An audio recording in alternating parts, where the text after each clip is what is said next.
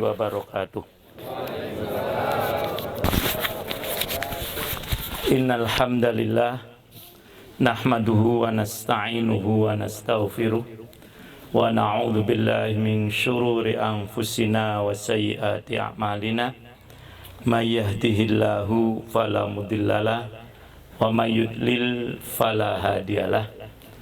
Asyhadu an la ilaha illallah wahdahu la syarikalah wa asyhadu anna Muhammadan abduhu wa rasuluh.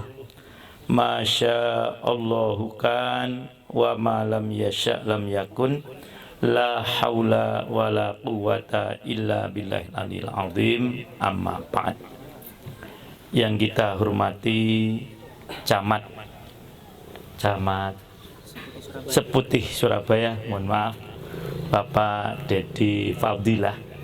Ini ada dua nama yang mirip dengan keluarga saya. Pertama, Bapak Dedi Fadillah. Fadil itu nama bapak saya, Pak.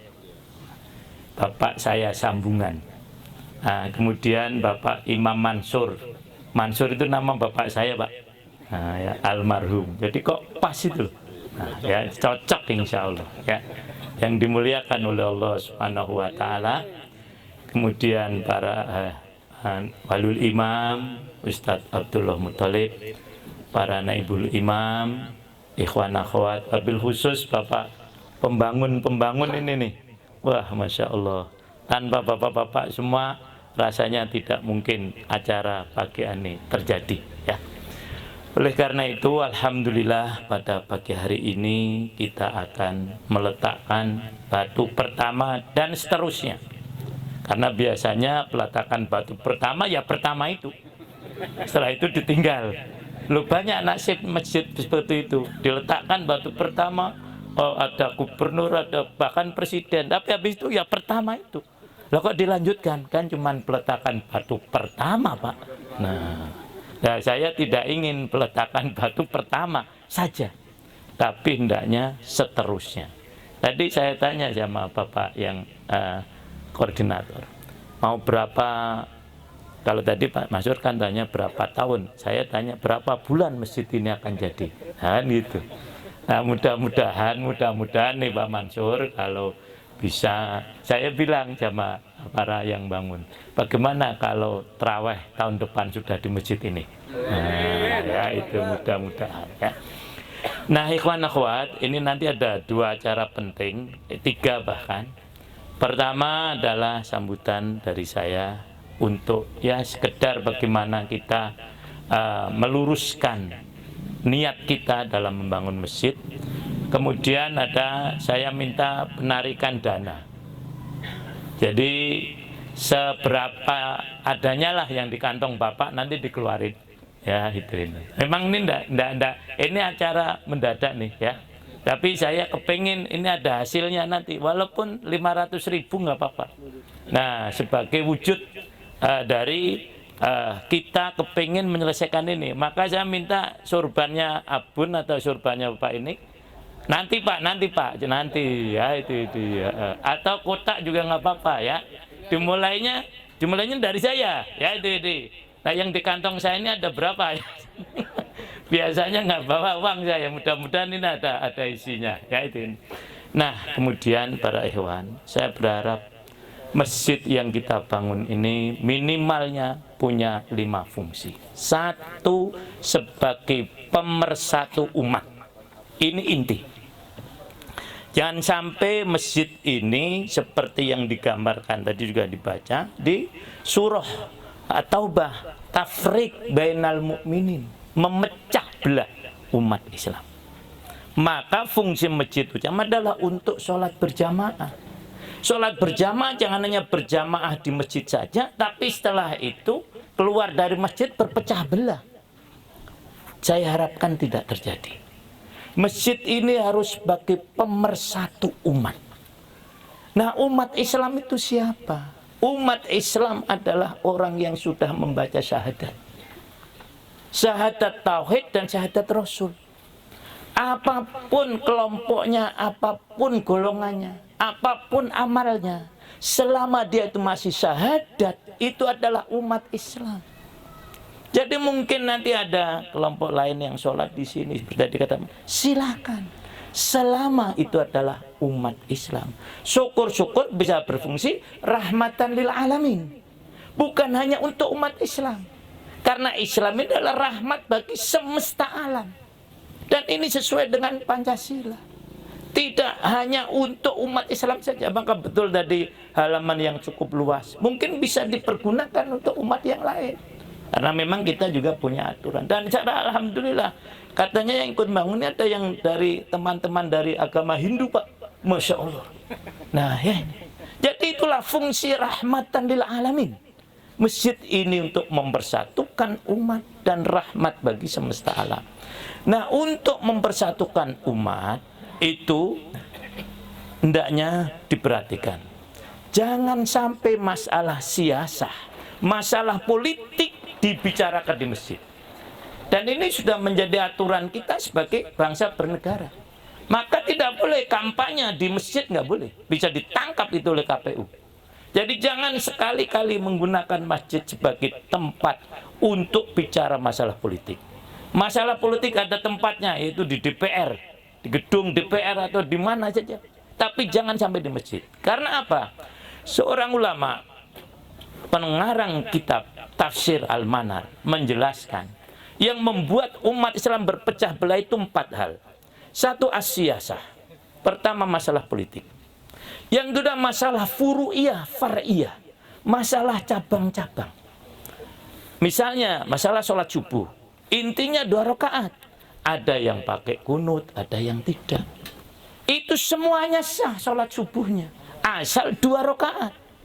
Ada yang baca basmalahnya sir, ada yang baca basmalah jar. Itu semuanya sah. Karena itu masalah furu'. Tarawih, ada yang 23, ada yang 11, bahkan ada yang 32, plus witir 35. Itu semua ini masalah furu', jangan terlalu dibicarakan lah. Tidak akan selesai. Wong sejak dulu sudah ada, sampai nanti juga akan terus ada. Karena masing-masing berdasarkan dalil. Itu yang kedua. Yang ketiga, masalah asobiah, masalah kesukuan. Jangan sampai nyinggung-nyinggung masalah suku. Merasa saya orang Jawa lebih baik dari orang. Enggak ada. Di hadapan Allah semuanya sama. Inna akramakum indallahi atqakum. Nah, saya harapkan masjid ini bisa berfungsi semacam itu.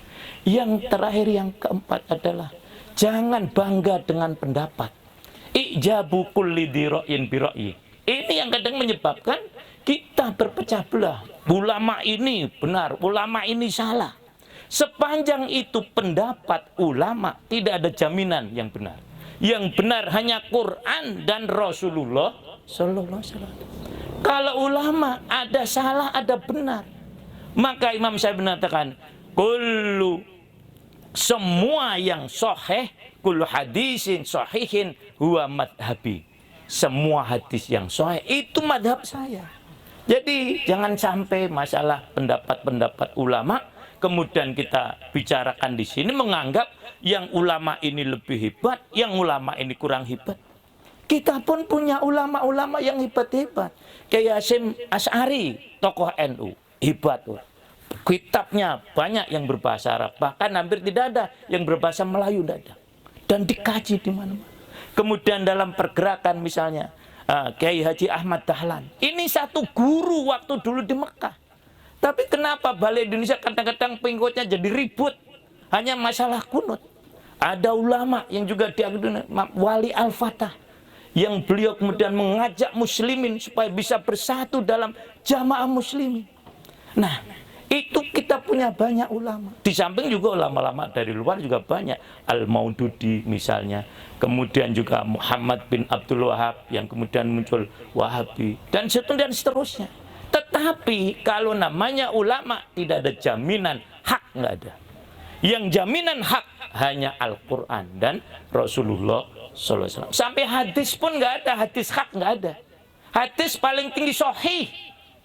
Karena al-haqqu min rabbika fala takunanna minal mumtarin. Ini satu, saya harapkan masjid ini sebagai apa tadi, Pak? Pemersatu umat dan rahmat bagi semesta alam. Itu yang pertama. Kemudian yang kedua, hendaknya masjid ini adalah sebagai tempat untuk pemberdayaan umat dari berbagai macam aspek. Tidak hanya ibadah mahdhah, tapi juga ibadah ghairu mahdhah. Karena kalau kita lihat Rasulullah SAW ketika hijrah ke Madinah, yang beliau bangun pertama masjid, yang kedua pasar. Nah, kadang-kadang kita memisahkan antara kehidupan ekonomi dengan masjid. Memang betul tidak boleh berdagang di masjid, tapi bukan berarti tidak boleh membicarakan masalah ekonomi di masjid.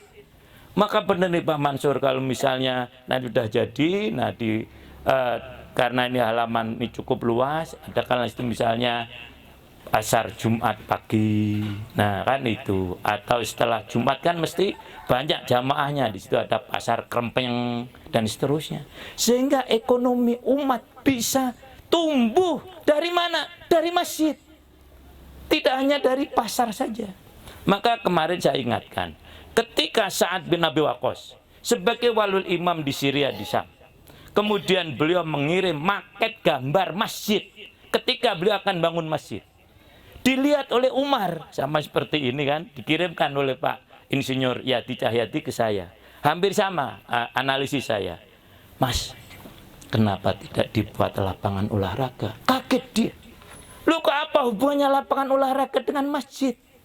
Umar dulu ketika melihat maket masjid di Syam, Damaskus, kemudian beliau memuji, ini masjid bagus, tapi ada yang kurang. Apa?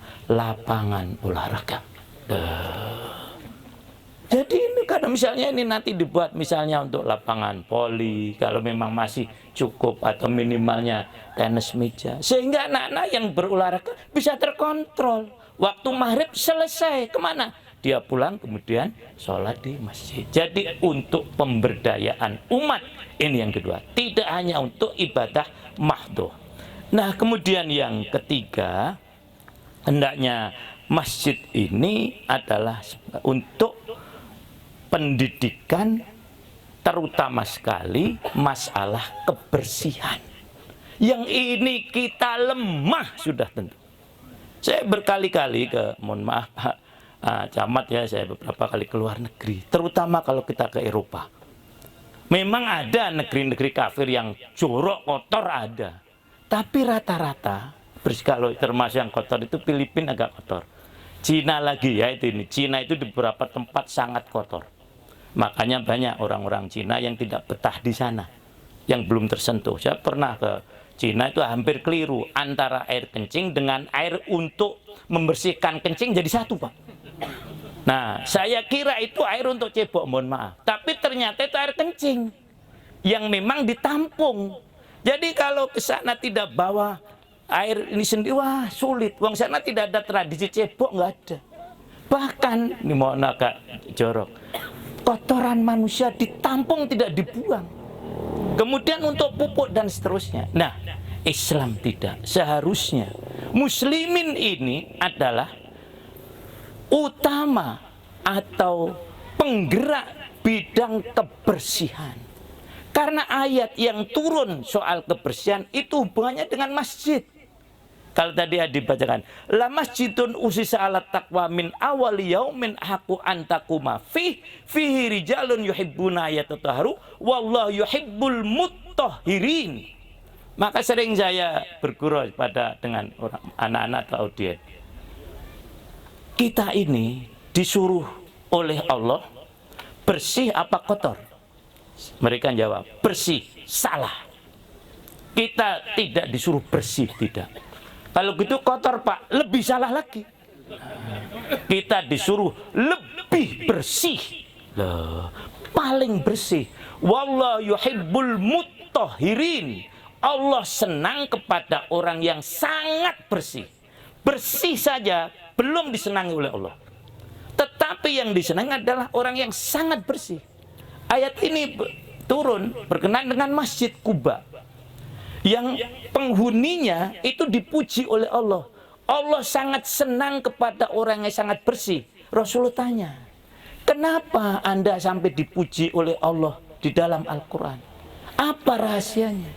Mereka juga asalnya tidak merasa, oh mungkin ini ya Rasulullah, kami punya tradisi.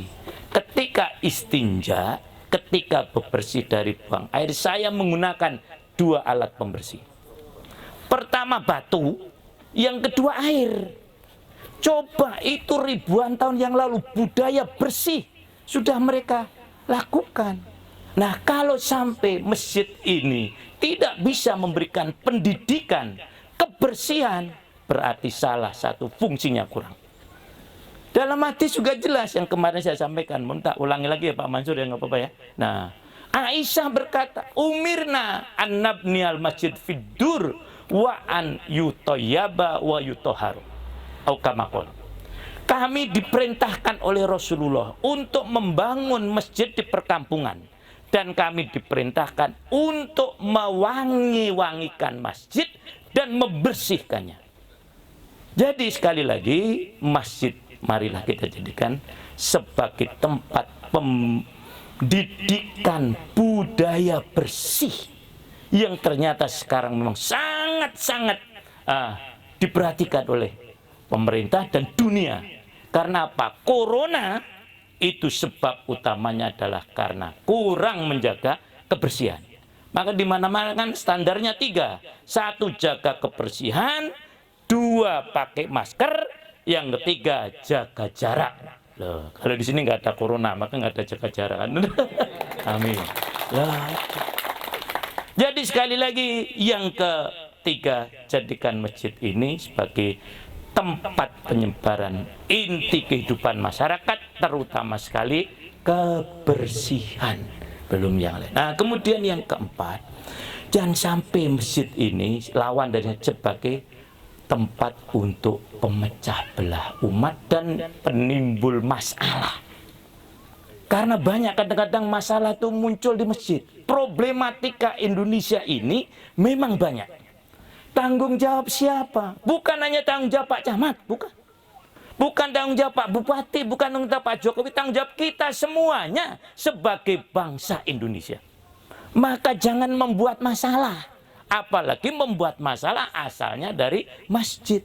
Kalau dalam bahasa wa irsodan, dan untuk mencari-cari kesalahan orang, jangan sampai.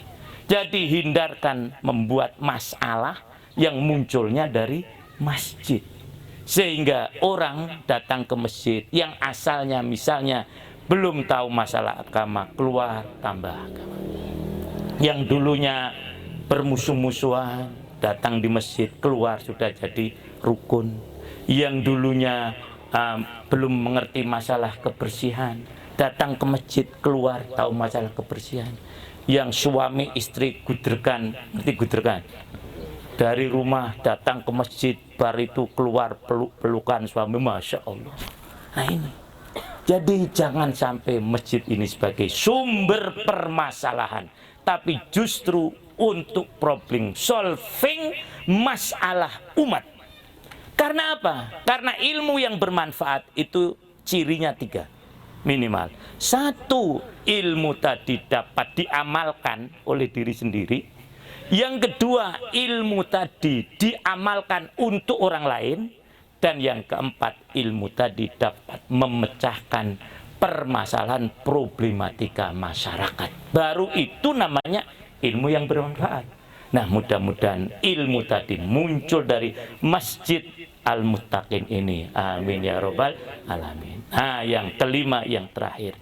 Mudah-mudahan masjid ini adalah sebagai tempat untuk penyelamatan berbagai macam musibah.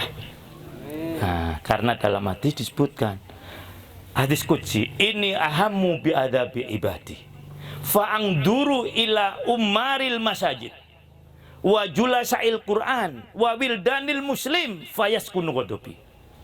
Saya, kata Allah ini, melihat berbagai macam kemaksiatan, marah saya sebagai pencipta langit dan bumi. Kenapa bumiku digunakan untuk maksiat?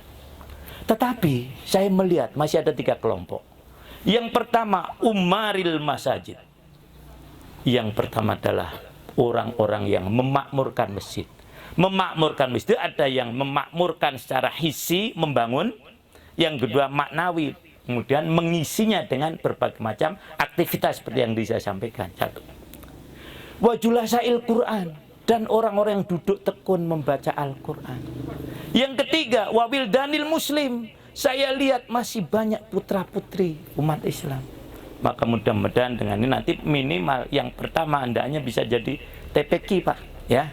Ini untuk wildanil muslim. Ketika Allah melihat masih ada 3 kelompok tadi yang asalnya murka, fayaskunu ghadabi, reda amarah saya.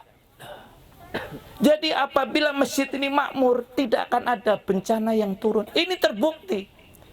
Kami kan kadang jadi relawan, Pak. Ada di suatu daerah yang terjadi gempa, masjid itu roboh. Robohnya itu seperti orang sujud. Persis seperti yang sujud ngadep ke barat, ke kiblat. Nah terus orang di situ ngomong sendiri, Pak, kenapa masjid ini robohnya seperti orang sujud? Karena masjid ini sudah lama tidak dipakai untuk sujud. Maka dirobohkan. Tapi kalau masjid itu rame, makmur, kita tahu tsunami Aceh, yang selamat adalah apa? Masjid. Lah, Masjid Baitul, Masya Allah. Nah, mudah-mudahan Baitul Mutaqin ini dapat meredam amarah Allah Subhanahu wa Ta'ala, sehingga seluruh kecamatan, khususnya kabupaten dan Indonesia pada umumnya, bisa mendapatkan rahmat Allah Subhanahu wa Ta'ala. Saya kira ini saja Pak Camat yang dapat saya sampaikan. 5 fungsi masjid. Apal mboten Pak jenengan? Nah, lali ya. Yang pertama sebagai tempat pemersatu umat. Yang kedua pemberdayaan apa? Umat. Kemudian pembiasaan hidup bersih. Yang keempat tidak untuk memecah belah umat. Yang terakhir adalah peredam amarah murka Allah Subhanahu wa Ta'ala.